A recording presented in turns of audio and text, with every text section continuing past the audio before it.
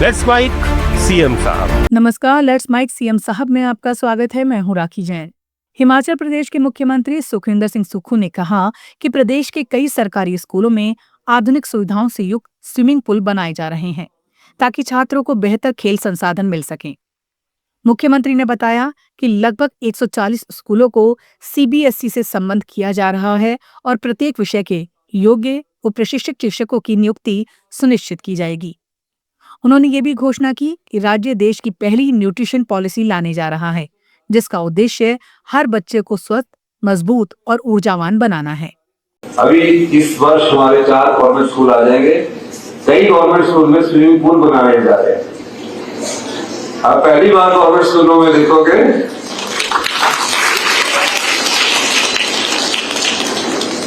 क्यों बनाने जा रहे हैं, स्पोर्ट्स की एक्टिविटीज करने जा रहे हैं। ये सारे 10 सालों में परिवर्तन हो जाएगा।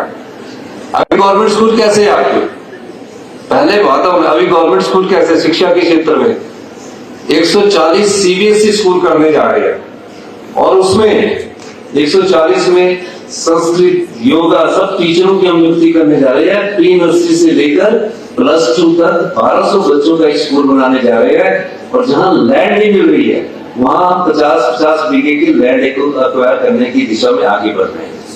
अभी एक सोच है, अभी 4-5 स्कूल होंगे, 12-15 स्कूल होंगे। जहाँ जगह नहीं होगी, जहाँ पानी नहीं होगा वहां नहीं बनेगा, लेकिन जहां पानी होगा वहां बना रहे हैं, इंडोर दे रहे हैं। क्योंकि जो बच्चियां हमारी स्टंटेड पैदा हो रही है उनके लिए भोजन की व्यवस्था भी हम करने जा रहे हैं।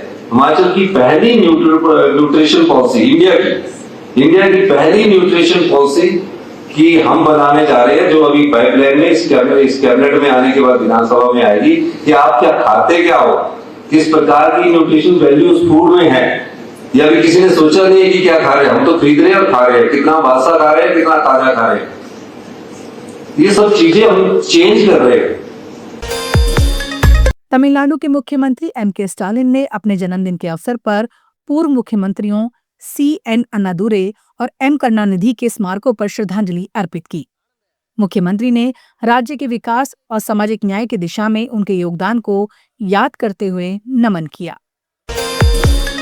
राजस्थान के मुख्यमंत्री भजनलाल शर्मा ने जयपुर में जैन इंटरनेशनल ट्रेड ऑर्गेनाइजेशन द्वारा आयोजित टाउन रिप्रेजेंटेटिव नेशनल कॉन्क्लेव और विश्व नवकार महामंत्र दिवस के शुभारंभ समारोह को संबोधित किया। इस अवसर पर उन्होंने नवकार मंत्र के रथों को हरी झंडी दिखाकर रवाना किया। इस अवसर पर उन्होंने कहा कि भारत की गौरवशाली सभ्यता और ज्ञान परंपरा के निर्माण में जैन समाज का योगदान अतुलनीय रहा है।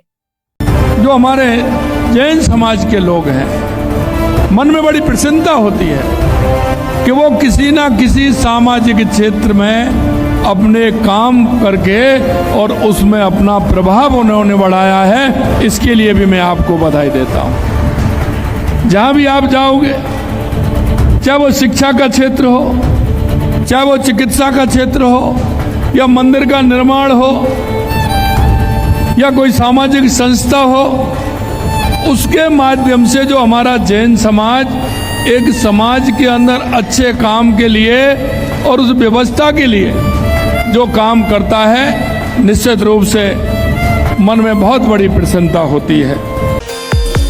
हरियाणा के मुख्यमंत्री नायब सिंह सैनी ने गुरदासपुर दौरे के दौरान पंजाब की कानून व्यवस्था पर सवाल उठाए। उन्होंने कहा कि राज्य में हालात बेहद खराब हैं, कानून व्यवस्था चरमरा गई है और लोग घरों से बाहर निकलने में डर महसूस कर रहे हैं।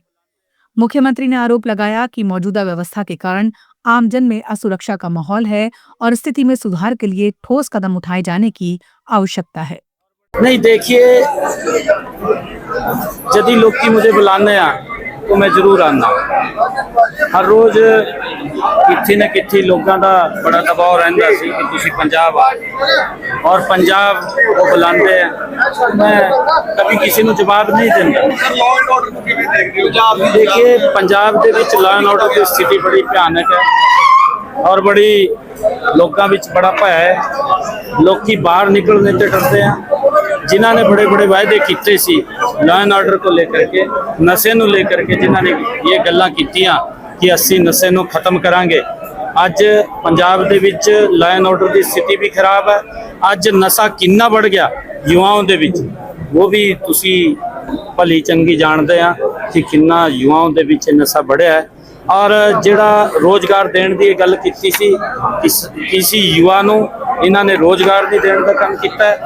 ਅਭੀ ਕਿਸਾਨਾਂ ਤੇ ਇੱਕ ਪ੍ਰਾਕ੍ਰਿਤਿਕ ਆਪਦਾ ਆਈ ਹੈ, ਪ੍ਰਾਕ੍ਰਿਤਿਕ ਆਪਦਾ ਦੇ ਵਿੱਚ ਵੀ ਕਿਸਾਨਾਂ ਨੂੰ जो लाभ देना सरकार ने चाहिए वो लाभ नहीं दिता। मैं बताना चाहता साढ़े यहाँ भी भारी बरसात के कारण जल भराव की स्थिति हो गई सी। साढ़े किसानों नूं मैंने उन्होंने खाते दे विच 116 करोड़ रुपए पहुँचाने का काम किया है और लगभग 5 करोड़ रुपया जिन्हां दा मकान या जिन्हां दे पशु मर गए सी उन्होंने देने का काम किया है। और पिछले अगर 11 सालों की गल करिए, 11 सालों के विच हरियाणा के किसान की अगर फसल का खराबा होया तो साडी सरकार ने उन्होंने 15,500 करोड़ रुपया पहुँचाने का काम किया है। यहाँ तो गल्लां कीतियां जा रही ने। मान साहब तो इत्थे बोलते हैं कि 80-20,000 रुपये प्रति एकड़ देने का काम कर रहे हैं। केजरीवाल साहब गुजरात के विच जाते हैं, वहाँ जा करके बोलते हैं कि साडी सरकार पंजाब दे विच 50,000 रुपये देने का काम कर रही है।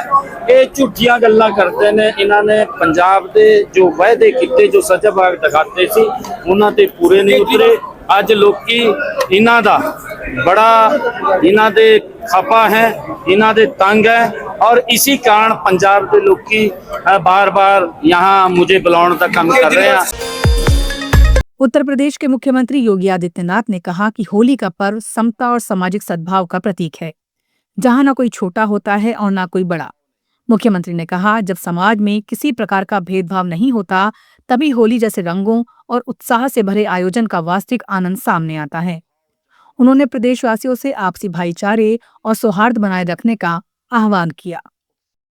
होली का पर्व समता का पर्व है, कोई भेदभाव नहीं, न कोई छोटा न कोई बड़ा।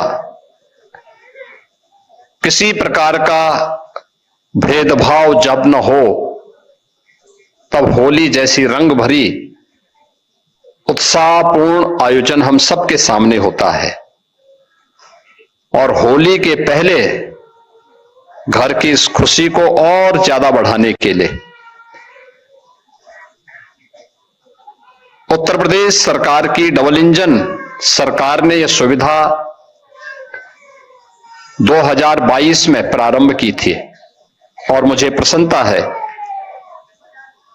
कि डबल इंजन सरकार ने जो घोषणा की उसके क्रम में आज यह 1500 करोड़ रुपए की राशि 1,86,00,000 उज्ज्वला योजना के लाभार्थियों के लिए जारी की जा रही है।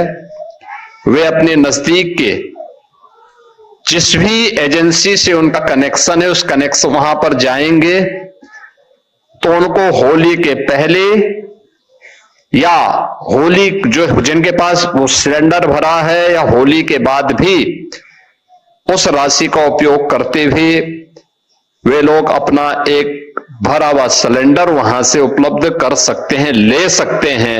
यह सुविधा आपको दी जा रही है, इसके लिए मैं बधाई देता हूं, शुभकामनाएं देता हूं। लेट्स माइक सीएम साहब में फिलहाल इतना ही। देखते रहिए, सुनते रहिए लेट्स माइक। नमस्कार।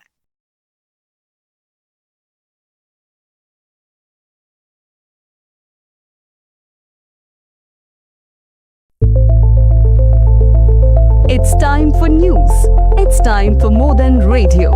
Presenting the first radio news app, Let's Mic. Let's Mic, a news-based app on your phone where you get to watch and listen news, talk shows, interviews, radio show podcasts.